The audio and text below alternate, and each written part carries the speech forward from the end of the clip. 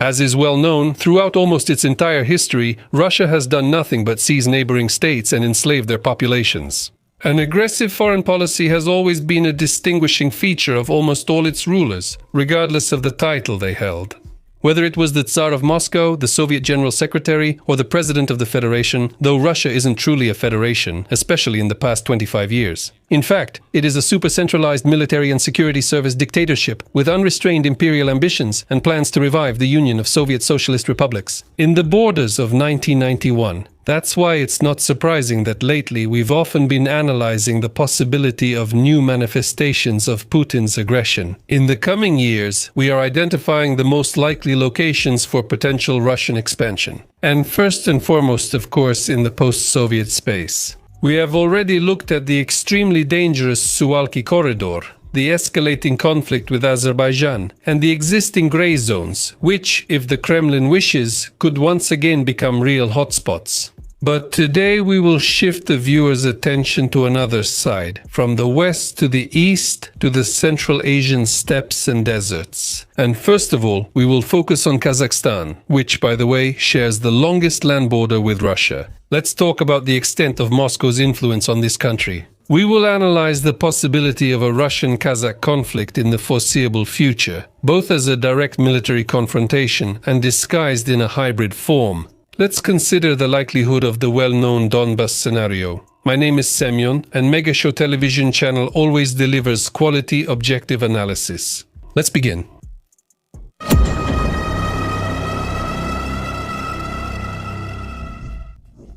A bit of theory.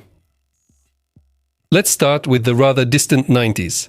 In those years, the entire intellectual elite of the West, and not only the West, was captivated by the book The Grand Chessboard, American Primacy and its Geostrategic Imperatives. Its author was Zbigniew Brzezinski, a prominent 20th century political scientist and former United States National Security Advisor.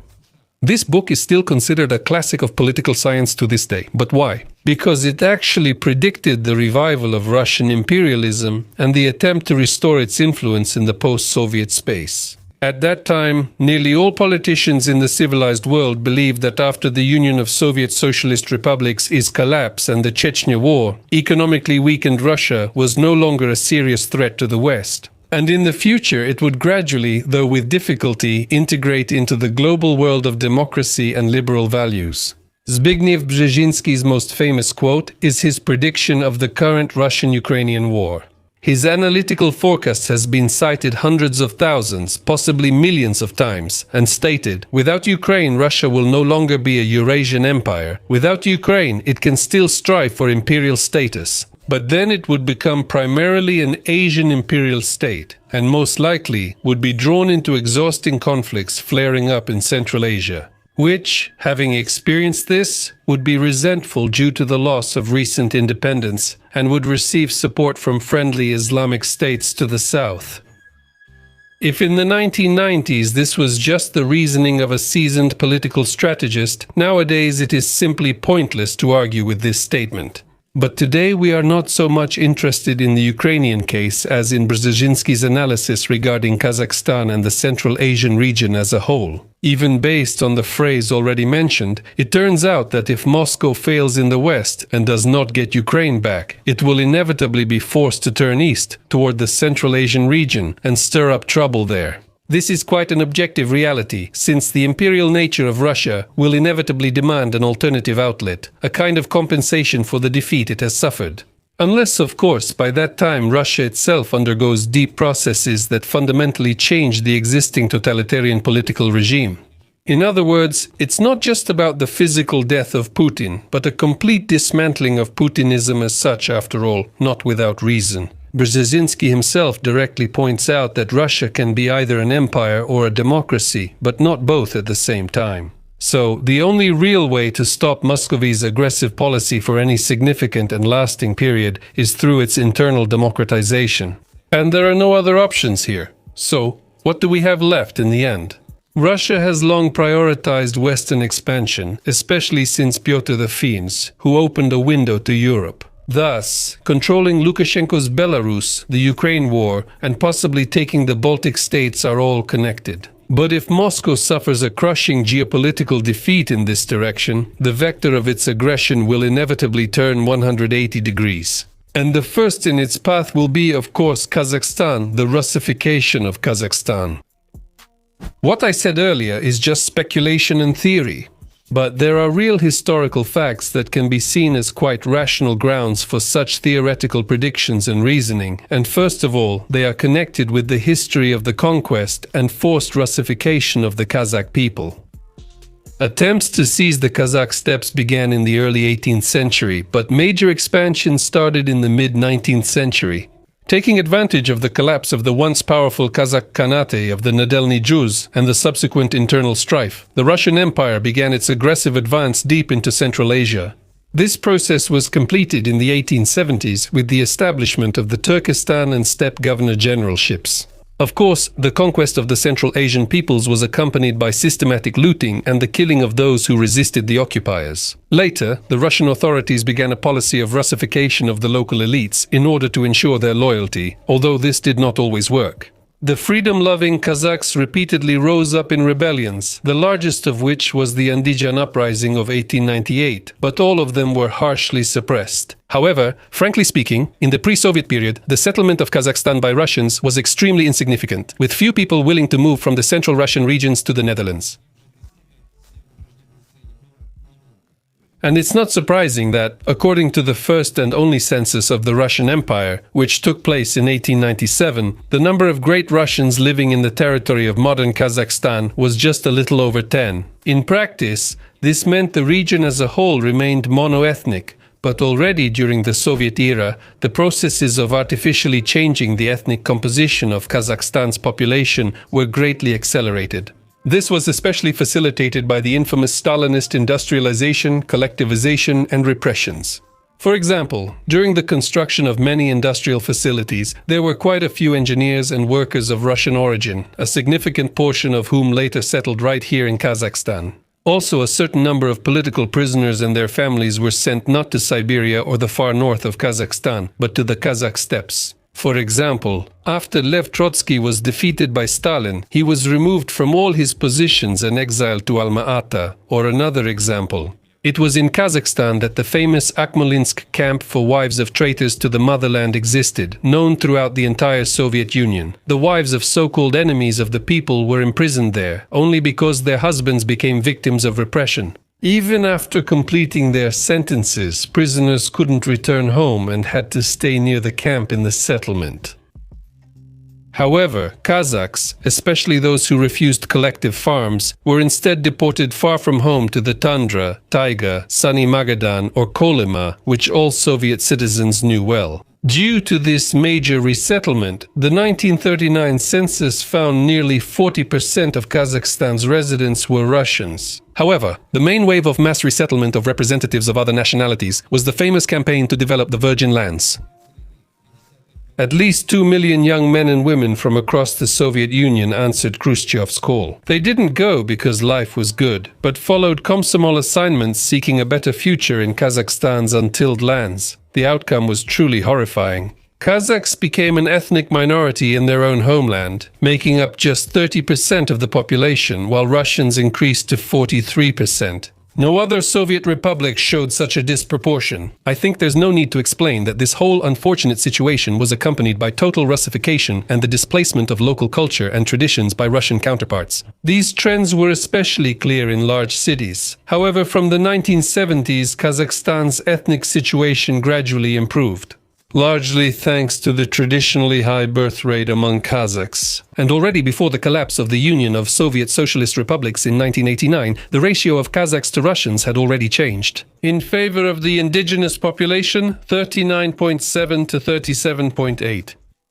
A slight but still an advantage. So what about today?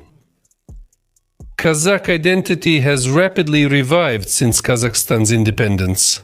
By 1999, the share of Kazakhs had already reached 53%, and the most recent census, held in 2021, recorded 70.4% ethnic Kazakhs. At the same time, the proportion of ethnic Russians decreased to a record low of 15.5%, which in absolute terms today amounts to almost 3 million people.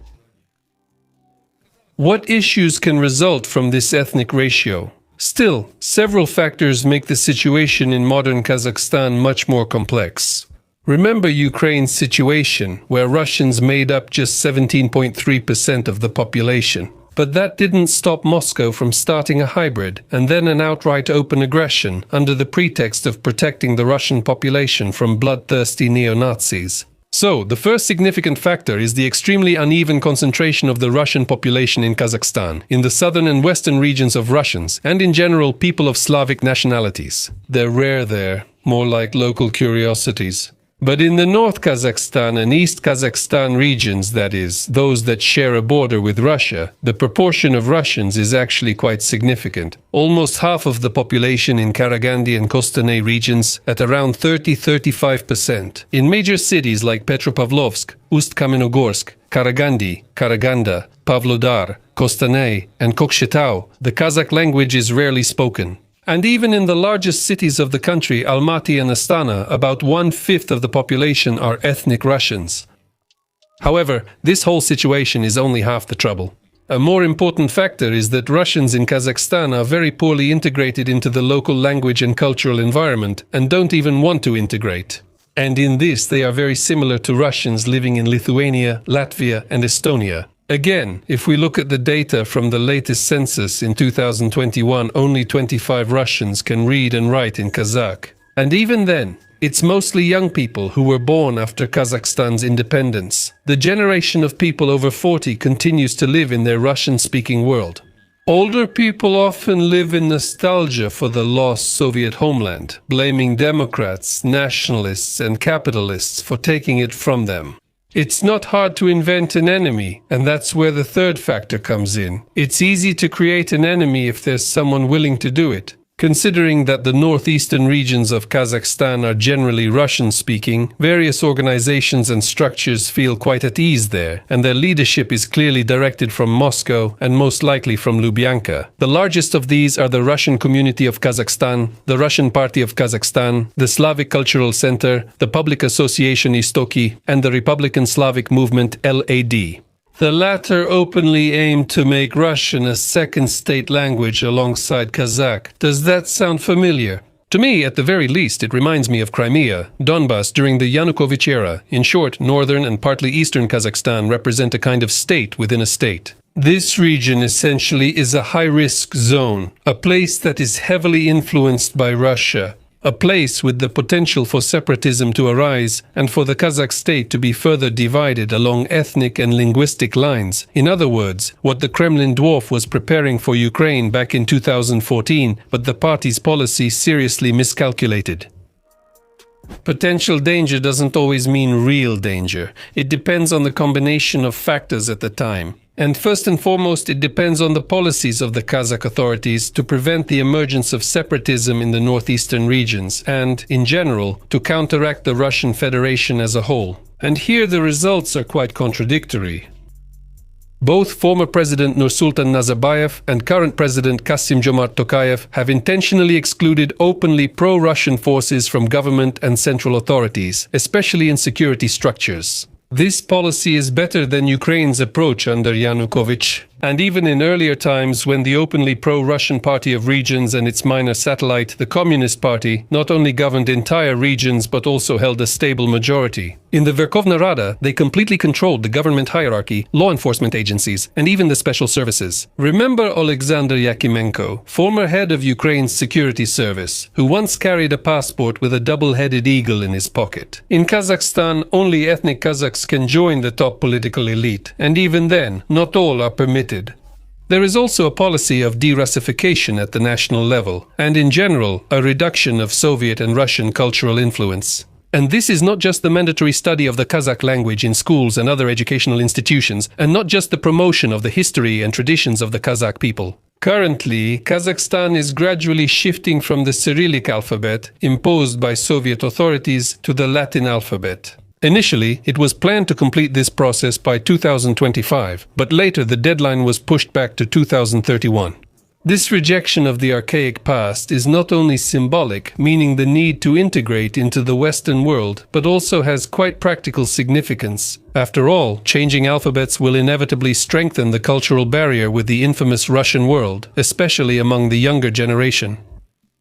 Due to economic and geographic factors, Kazakhstan's authorities have pursued a multi-vector policy for decades, something Ukrainians recognize from the Kuchma and Yanukovych eras. Only while Ukraine was balancing between Europe and Russia, Kazakhstan is at the intersection of the interests of China and Russia. We will talk more about the Chinese factor in the alignments of the Kazakh elites later, but for now, a few words about the economic and political influence of Moscow on Astana.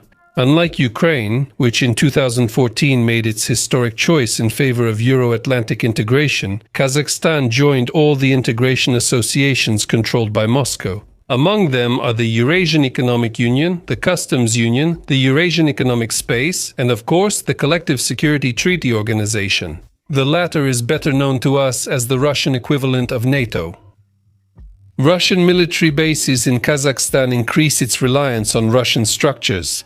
To be precise, these are not exactly permanent military bases like in Transnistria, Abkhazia, and South Ossetia, and certainly not like the Black Sea Fleet in Sevastopol. The scale is different. Russia leases 7 relatively large military testing sites in Kazakhstan. And first of all, this is the famous Baikonur Cosmodrome, which is still a key facility for the Russian space program, including manned flights. The Sary-Shagan Strategic Air Defense and Missile Defense Test Site and a separate radio engineering center in Priozersk, Karaganda region are also of great importance.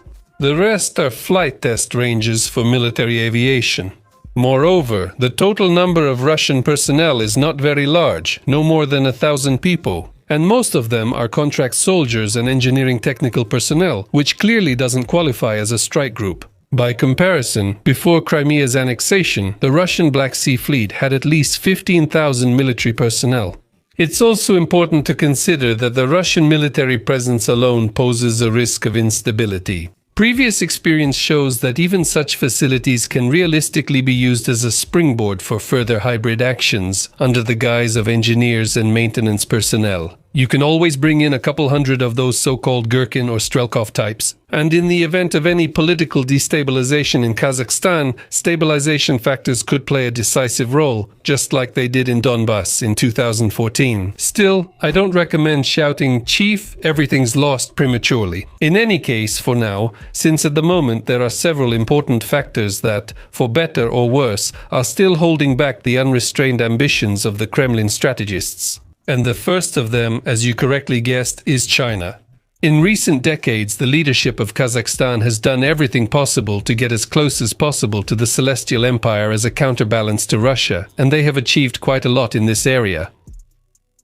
For example, today the largest amount of Kazakh goods is exported specifically to China, and in turn, China is the leading importer for Kazakhstan. Given Russia's extremely significant dependence on China, it can be confidently stated that in the current situation, Putin is unlikely to risk taking any aggressive actions without first obtaining approval or at least tacit consent from Comrade Xi. The second and no less important factor is that under economic sanctions, Russia desperately needs reliable, stable channels for the supply of sanctioned goods. Chips, microchips, and semiconductors are essential for missiles to hit targets accurately. As I said in earlier videos, one route is the Caucasus and the other is Central Asia. Here, Putin cannot do without Kazakhstan transit.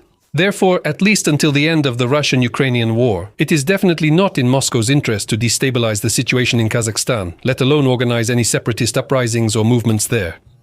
Stable domestic politics are necessary for stable supplies of prohibited goods. The third factor preventing the implementation of aggressive plans in Moscow is the stability of the ruling regime in Kazakhstan. It's no secret that in the spring of 2014, Putin easily seized Crimea and unleashed a hybrid war. This occurred due to the instability of the post-Maidan government under Turchinov and Yatsenyuk and the collapse of the state apparatus, especially in the southeast. But as soon as the pro-European government strengthened and restored control over the state, the activity of the Russian Spring sharply declined. If it hadn't been for the intervention of the terrorist group led by Gherkin Strelkov, the Donetsk People's Republic and Luhansk People's Republic would have died out without ever really being born.